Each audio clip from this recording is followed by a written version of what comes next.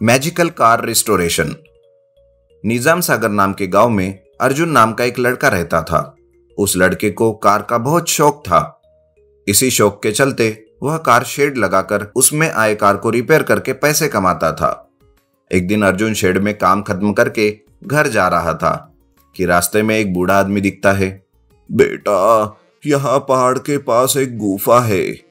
उस गुफा में एक मैजिकल कार है। अगर तुम उसे रिस्टोरेशन करोगे तो वो तुम्हारी जिंदगी बदल सकती है। अर्जुन बूढ़े आदमी की बात को अनसुना कर देता है, पर वह बूढ़ा आदमी अर्जुन को फॉलो करता है। मेरी बात सुनो, वो कोई मामूली कार नहीं है। वो एक मैजिकल कार है। वो हवा में उड़ सकती है, पानी में बिना ट्यूब चल सकती है। अगर तुम्हें मेरी बातों का विश्वास नहीं है तो तुम यह ग्रंथ पढ़कर देखो। ऐसा कहकर वो बूढ़ा आदमी अर्जुन को उस मैजिकल कार से संबंधित ग्रंथ देता है। अर्जुन को वह ग्रंथ लेना बिल्कुल भी पसंद नहीं था। फिर भी वो ग्रंथ लेकर घर की ओर निकल जाता है। घर जाकर वो उस ग्रंथ को खोलकर पढ़ता है। उस ग्रंथ में उस मैजिकल कार को कैसे हवा में उड़ाया जाए और पानी में बिना डूबे चलाया जाए, सब कुछ विस्तार में लिखा हुआ था। वह ग्रंथ पढ़ने के बाद अर्जुन को बूढ़े आदमी की बातों पर विश्वास होता है। तुरंत ग्रंथ को लेकर उस बूढ़े आदमी के वो पास जाता है। वो कहता है, अब वह मैजिकल कार कहाँ है? उस गुफा में ही है बेटा। अर्जुन उस गुफा की ओर जाता है। वो मैजिकल कार एक जादुई आकार में थी। उसके हेडलाइट ऑन ऑफ हो रहे थे। अर्जुन उस्ताद के पास जाता है। उस ग्रंथ को उस कार के पहले हिस्से में रखता है। जैसे ही वो ग्रंथ को रखता है, कार अपने असली रूप में आ जाती है। अर्जुन थोड़ी देर उस कार को देखकर उस कार को रिस्टोरेशन करता है। यह देख बूढ़ा आदमी खुश हो जाता है और वो कहता है, तुम्हारा बहुत बहुत शुक्रिया बेटा। तुमने मेरी बहुत बड़ी मदद की है। ऐसी कोई बात नहीं है। मैं एक बार इस कार को ट्रायल लेकर देखता हूँ कि यह कैसे हवा में उड़ती है और पानी में कैसे चल सकती है। ठीक है बेटा, जाओ जाकर ट्रायल ले लो। ऐसा कहकर वो बूढ़ा आदमी भी कार में बैठता है। अर्जुन उस कार को उस ग्रंथ के मुताबिक हवा में और पानी में चलाता है। ये देख अर्जुन को एक शक होता है। बड़े मियाँ, आपको कैसे मालूम कि उस गुफा में मैजिकल कार है? अरे बेटा, वो मेरी ही कार है। जब वह कार तुम्हारी थी तो तुमने खुद उसे क्यों नहीं लिया? मुझसे मदद क्यों मांगी? मैंने मैजिकल ग्रंथ में लिखे हुए सूचनाओं का उल्लंघन किया था। इस वजह से मैं शक्तिहीन हो गया। आजकल के जमाने में ऐसी जादुई शक्तियां है क्या सच में? मेरी यह कहानी बहुत वर्ष पुरानी है बेटा। तो फिर आपको आपके बारे में और इस मैजिकल कार के बारे में बताना ही होगा। ठीक है बेटा, पर मेरी एक शर्त है। मैं मेरी कहानी को एक साधारण कहानी के रूप में बताऊंगा। तुम्हें बेकार के मजाक और सवाल किए बगैर ये सुननी होगी। ठीक है, आप बताना शुरू कीजिए। बूढ़ा आदमी अपनी कहानी शुरू करता है। कुछ साल पहले निजाम सागर नाम के गांव में श्री पाठी नाम का एक आदमी बहुत कीमती कार लंदन से मंगवाता है। उस कार को समंदर के रास्ते से एक परदेसी लाता है। सर नमस्ते। नमस्ते। सर, हमारे साहब यह कार किसी को भी नहीं बेचते, सिर्फ आप जैसे अमीर आदमी को ही बेचते हैं। अरे ओए, तू अपनी बकवास बंद कर और सीधे मुद्दे पर आ। सर, ये मैजिकल कार हवा में उड़ सकती है और पानी में चल सकती है। क्या? सच में? मुझे एक बार हवा में उड़कर बताओ तो। त्रिपाठी के यह कहते ही परदेसी त्रिपाठी को उस कार में हवा में उड़ाने लगता है। त्रिपाठी हवा में उड़ते हुए खूब मजे ले रहा था। वह बादलों के मजे ले रहा था। थोड़ी देर एंजॉय करने के बाद वो कहता है, वाह, मजा आ गया। अब हम पानी में चलेंगे। परदेसी त्रिपाठी को पानी की सैर करवाता है। नदी में कार को चलाते हुए त्रिपाठी कार में मजे लेते हुए बहुत खुश होता है।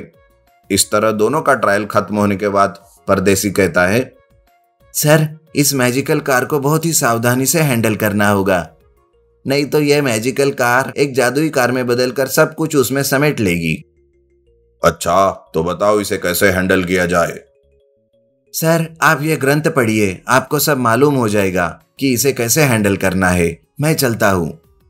ऐसा कहकर वो परदेसी उस मैजिकल कार और उस ग्रंथ को त्रिपाठी के हाथ में रखकर वहां से चला जाता है। बाद में त्रिपाठी उस मैजिकल कार से संबंधित उस ग्रंथ को पढ़ता है। त्रिपाठी की एक आदत थी कि अगर किसी चीज के बारे में त्रिपाठी को थोड़ी सी भी जानकारी हो तो वो यह समझता है कि उसे सारी जानकारी मिल चुकी है। इस तरह वो उस मैजिकल कार की ग्रंथ को पूरा पढ़े बगैर ही कार चलाना शुरू कर देता है। वो उस कार को हवा में ले जाता है। इस दौरान उस मैजिकल कार को हैंडल करना त्रिपाठी को मुश्किल हो जाता है और वह कार एक जादुई कार में बदलकर एक खाई में पड़ जाती है। तो ऐसा हुआ बेटा, वो कार खाई में गिर गई और उस कार की वजह से मुझे श्राप लग गया। कार उस मैजिकल गुफा में जाकर वही पड़ी हुई है, इसलिए कह रहा हूँ कि तुम अगर वहां जाकर उस कार को निकाल लोगे तो मैं उस कार से श्राप मुक्त हो जाऊंगा।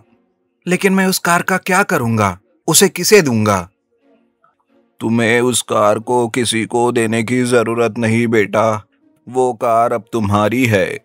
ऐसा कहकर वो बूढ़ा श्राप से मुक्त हो जाता है, वहां से गायब हो जाता है और अर्जुन अपनी कार लेकर घर आता है। इस तरह उस कार को रिस्टोरेशन करके हमेशा के लिए वो कार अर्जुन के पास ही रहती है। Underground secret house. एक बहती नदी के पास एक आश्रम था। उस आश्रम में योगेंद्र महर्षि अपनी पत्नी ललिता, बेटा विनायक के साथ खुशी खुशी जीवन गुजार रहे थे। योगेंद्र महर्षि उसी नदी के पास एक सुरंग थी। उस सुरंग में जाकर कई घंटों के बाद एक सोने के सिक्के के साथ बाहर आते थे। कुछ सिक्के को बेचकर वो अपने परिवार का पालन पोषण करते थे। एक दिन एक व्यापारी आकर उनसे कहता है, योगेंद्र, ये सोने के सिक्के तुम्हारे पास कहाँ से आए? मैं एक राजगुरु हूँ। मैंने बहुत सारे राजकुमारों को धनुर्विद्या सिखाई है। उन्होंने मुझे गुरु दक्षिणा के बदले बहुत सारे सोने के सिक्के और हीरे जवाहरात दिए हैं। ऐसा कहकर वो अपने सोने के सिक्के को बेचकर पैसे लेकर वापस घर आ जाते हैं। इधर व्यापारी योगेंद्र की बातों पर विश्वास नहीं करता। अगले दिन हर रोज की तरह योगेंद्र सुरंग के रहस्य मंदिर में जाता है। व्यापारी योगेंद्र आश्रम के पास आता है और ललिता से कहता है, बहन, योगेंद्र कहाँ है? संध्या वंदन करने गए होंगे भैया। अच्छा, वैसे बहन, योगेंद्र सोने के सिक्के कहाँ से ला रहा है? मुझे नहीं मालूम भैया, लेकिन राजगुरु होने की वजह से उनके शिष्य उन्हें बहुत सारे सोने के सिक्के, हीरे जवाहरात गुरु दक्षिणा के रूप में देते थे। जो योगेंद्र ने कहा वही ललिता ने कहा। इस वजह से व्यापारी वहां से चला जाता है। अगले दिन योगेंद्र व्यापारी के पास सोने का सिक्का ले जाता है और पैसे पूछता है। व्यापारी कहता है, योगेंद्र, मेरे दादाजी मुझसे कहा करते थे कि तुम्हारे आश्रम के पास जो नदी बहती है उसके पास एक रहस्यमय मंदिर है, उसमें बहुत सारा सोना है। क्या यह सच है? ये सोना तुम वहीं से ला रहे हो ना? ये सुनकर योगेंद्र आश्चर्यचकित होता है और नहीं कहकर वहां से चला जाता है।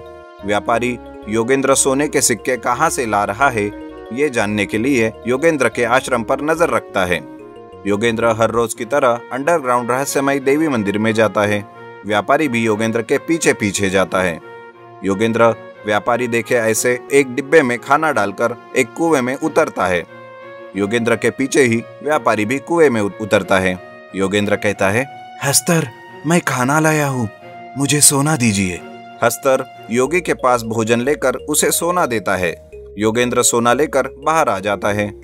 व्यापारी भी योगेंद्र के पीछे से बाहर आ जाता है।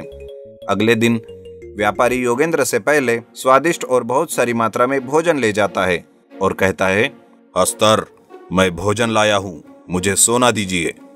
हस्तर भोजन लेकर सोना देने ही जा रहा था कि व्यापारी कहता है, मैं योगी से भी ज्यादा और स्वादिष्ट भोजन लाया हूँ, इस वजह से मुझे ज्यादा सोना चाहिए। तुम जितना भी ज्यादा भोजन लाओ, मैं दिन में जितना खाना खाता हूँ उतना ही खाऊंगा और सोने का सिक्का भी एक ही दूंगा। व्यापारी को हस्तर के दिए हुए सोने को लेकर उसके मन में लालच पैदा होता है। वो कहता है, अगर मैं हस्तर को मार दूंगा तो इस मंदिर में जो सारा सोना है मैं लेकर जा सकता हूँ। ऐसा सोचकर वो हस्तर को आग लगाता है कि तभी हस्तर अपनी शक्तियों से उस व्यापारी को उस आग में डाल देता है। हस्तर अपना सोना लेकर कहता है, तुम इंसानों की इच्छाओं की कोई सीमा नहीं होती, जितना भी दो और इच्छा होती है, कभी भी संतुष्ट नहीं होते। ऐसे लोगों को कभी भी मोक्ष नहीं मिलता। तभी वहां योगेंद्र आता है। योगेंद्र कहता है, सारे इंसान एक जैसे नहीं होते हस्तर। लालच ही इंसान को नष्ट कर देती है। जिस जीवन में संतुष्ट ना हो वो जीवन व्यर्थ है।